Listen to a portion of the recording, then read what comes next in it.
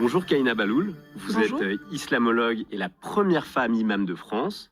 Après les attentats de Machallah. 2015, vous créez l'association Parle-moi d'Islam, puis une chaîne YouTube, et en 2019, vous devenez imam. Vous avez fondé la mosquée Fatima à Paris qui prône un islam libéral et inclusif.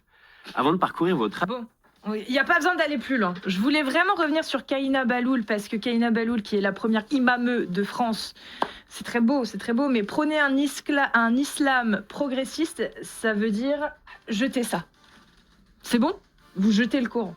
Et on va directement débunk Kaina, ça va être très rapide. Donc, comment tu fais pour promouvoir un islam progressiste lorsque dans le Coran, qui est la parole d'Allah, alors à moins que ça aussi peut-être ce ne soit plus d'actualité, dans ce cas-là elle est très très loin de l'islam, la dame, les hommes ont autorité sur les femmes. Il n'y a même pas besoin d'aller plus loin, madame.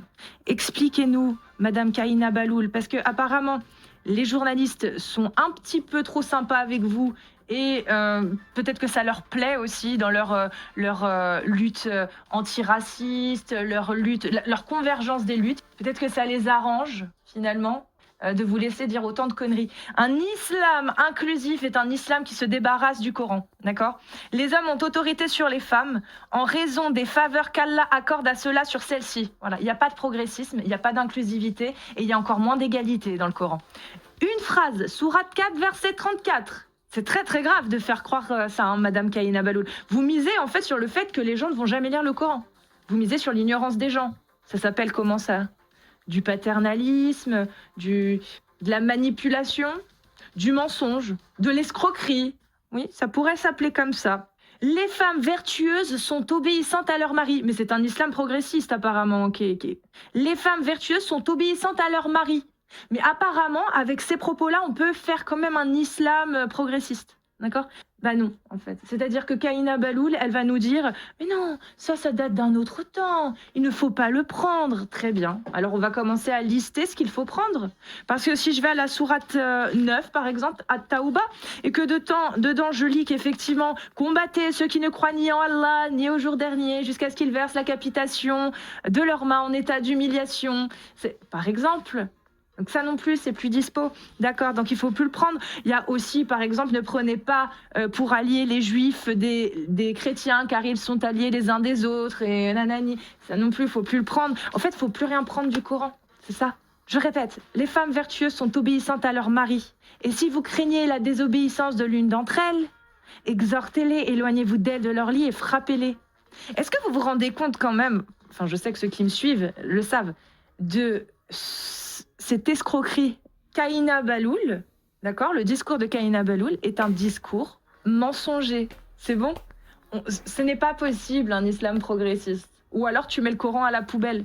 Et je ne suis pas sûre qu'elle arrive à convaincre qui que ce soit dans les musulmans de jeter le Coran à la poubelle parce que ce ne serait pas réellement la parole d'Allah et qu'il ne faudrait pas prendre ce que Allah dit pour argent comptant. On vous ment, chers musulmans. Elle vous ment. Ils vous mentent. L'imam Chalgoumi vous ment.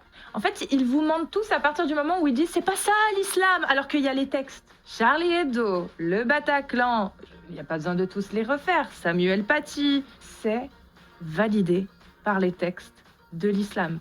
Dans la sunna, dans le fiqh, la jurisprudence des 4 écoles de l'islam sunnite, les 4 grands madhab.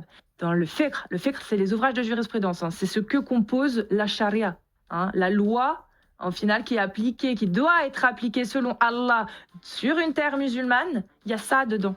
Je l'ai déjà dit, je l'ai déjà répété. J'ai pas envie de me faire tout le reportage parce qu'il y a 37 minutes de bullshit en fait dans ce reportage, il faut le savoir. Kaina Baloul est l'idiote utile ou peut-être justement la grande connaisseuse utile takhriaïste, c'est possible aussi. Mais en attendant, tout ce qu'elle dit là, elle serait incapable de le défendre face à moi, par exemple, ou à des gens qui connaissent un minimum l'islam. Elle serait incapable de répondre de manière cohérente et rationnelle à nos questions sans passer pour une idiote ou une femme qui ne connaît pas le principe de non-contradiction, par exemple. Donc, Madame Kaina Baloul, je vous passe le message, venez en débat avec moi pour prouver à tout le monde que j'ai tort, que je me trompe. Je vous invite un dimanche soir, quand vous voulez, On débat de ça et vous allez nous expliquer en quoi votre vision progressiste de l'islam est compatible avec ce qui est écrit dans le Coran. Parole de Allah, hein, bien évidemment.